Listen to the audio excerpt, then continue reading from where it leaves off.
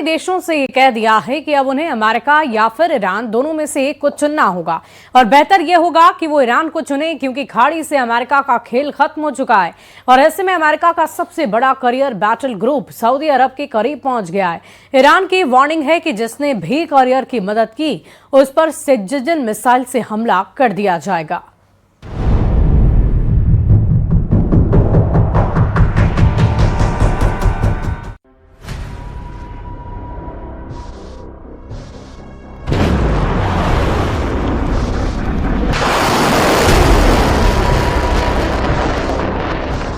Sejjil को Israel के खिलाफ लॉन्च किया, दूसरी तरफ एक और सेजिल लॉन्च किए जाने को तैयार है।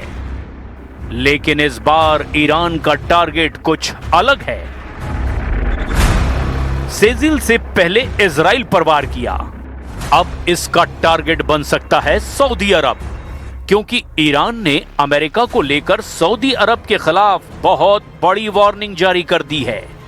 वार्निंग इस अमेरिकी बैटल ग्रुप को लेकर जो इस वक्त सऊदी अरब के पश्चिमी तट पर यानी लाल सागर में जद्दा पोर्ट के करीब है। और इस अमेरिकी जंगी बेड़े को लेकर ईरान की चेतावनी से मोहम्मद बिन सलमान की बेचैनी 10 गुना बढ़ चुकी है। IRGC यानी रिवोल्यूशनरी गार्ड्स ने कहा कि अमेरिका के aircraft carrier USS Gerald Ford की मदद करने वाला हर अड्डा ईरान के टारगेट पर होगा। USS जेराल्ड फोर्ड इस वक्त सऊदी अरब के शहर जिद्दा के आसपास लाल सागर में मौजूद है। ये लाल सागर का रास्ता है जो भूमध्य सागर को हिंद महासागर से जोड़ता है।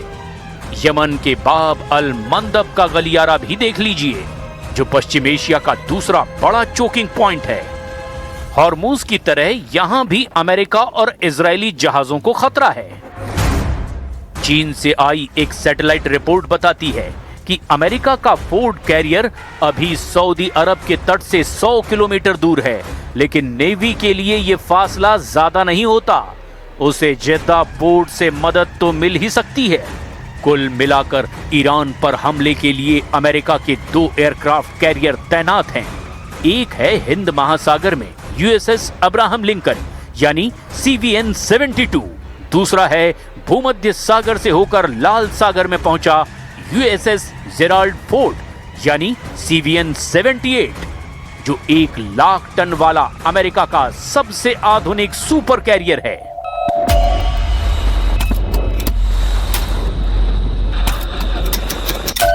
दोनों ही कैरियर स्ट्राइक ग्रुप में गाइडेड मिसाइल डिस्ट्रॉयर हैं। बाकी सप्लाई शिप और परमाणु पनडुब्बियां भी हैं। लेकिन ईरान में कोहराम मचाने के लिए इन दोनों जहाजों पर अमेरिका के फ्रंट लाइन फाइटर जेट्स तैनात हैं। पहला है F-35 लाइटनिंग, जो एक स्टेल्थ फाइटर जेट है। दूसरा है FA-18 सुपर हॉर्नेट, जो अमेरिकी नेवी की सबसे बड़ी ताकत माना जाता है। इसी ताकत को ईरान के लिए बड़ा खतरा माना जा रहा है, लेकिन ये कैरियर बैटल ग्रुप बिना किसी इलाकाई मदद के ऑपरेट नहीं कर पाएंगे, यानी इन्हें ईंधन और बाकी रसद के लिए आसपास के सहयोगी देशों का साथ जरूर चाहिए होगा। अब बड़ा सवाल ये है कि अगर अमेरिका को सऊदी अरब की मदद मिलने पर ईरान अपनी मिसाइलें तान देता है और इसका सबसे बड़ा टारगेट जिद्दा बनता है, तो आगे क्या होगा? ईरान की मिसाइल सऊदी अरब के इस पोर्ट सिटी तक पहुंच सकती है और यहां से यमन भी बहुत करीब है, जहां से हूथी मिलिशिया भी ईरान की मदद करने के लिए सीधे जेद्दा और अमेरिकी बैटल ग्रुप को टारगेट कर सकते हैं। इस तरह से अमेरिका और उसके खाड़ी वाले साथी 2 चोक पॉइंट पर घिर गए हैं। एक है हॉर्मूज और दूसरा है बाब अल मंदब। दोनों ही जगह अमेरिका और उसके साथी खाड़ी देशों की गले की फांस बन चुके हैं। हॉर्मूज पर ईरान का पहरा है और अब बाब अल मंदब भी दूसरा चोकिंग पॉइंट बनने जा रहा है। इससे पहले ईरान दावा कर चुका है कि कैरियर अब्राहम लिंकन पर उसने जब हमला किया तो वो ओमान की खाड़ी से दूर हटने को मजबूर हो गया।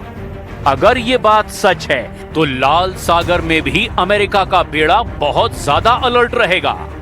हालांकि सऊदी अरब बीच में होने की वजह से वहां का एयर डिफेंस कैरियर को बचाने में पूरी मदद करेगा। ये बात ईरान भी बहुत अच्छी तरह से जानता है। कतर, संयुक्त अरब अमीरात, बहरीन और कुवैत में हमले करके ईरान बार बार कसम खा रहा है, ईरान इन देशों में अमेरिका के एक एक अड्डे को मिट्टी में मिला देगा। खाड़ी देशों में ईरान जिस तरह से आक्रामक है, उसने वहां की सरकारों को बहुत ज्यादा तनाव दे दिया है।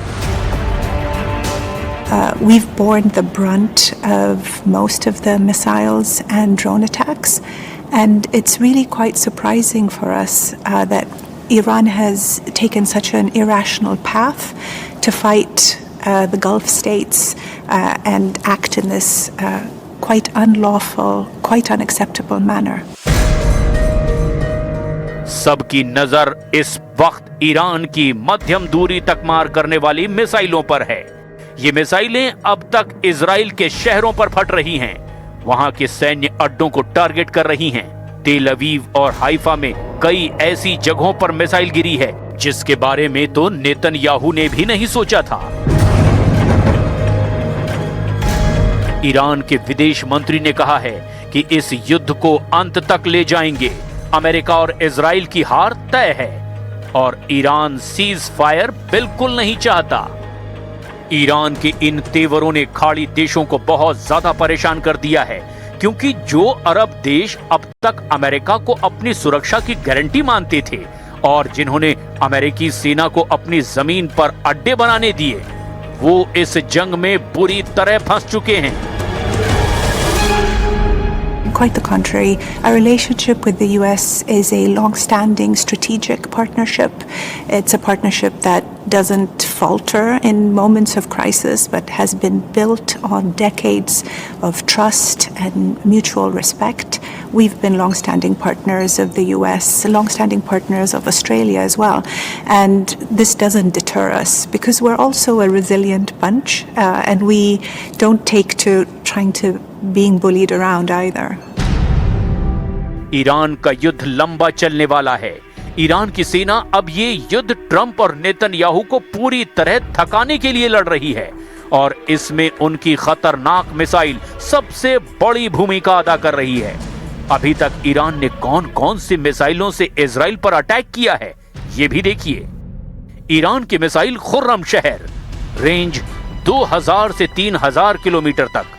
शहाब 3 बैलिस्टिक मिसाइल, रेंज 1600 से 2000 किलोमीटर तक। Sejjil ballistic missile, range 2000 kilometre. Ghadir missile और इमाद मिसाइल, दोनों की रेंज 1800 किलोमीटर।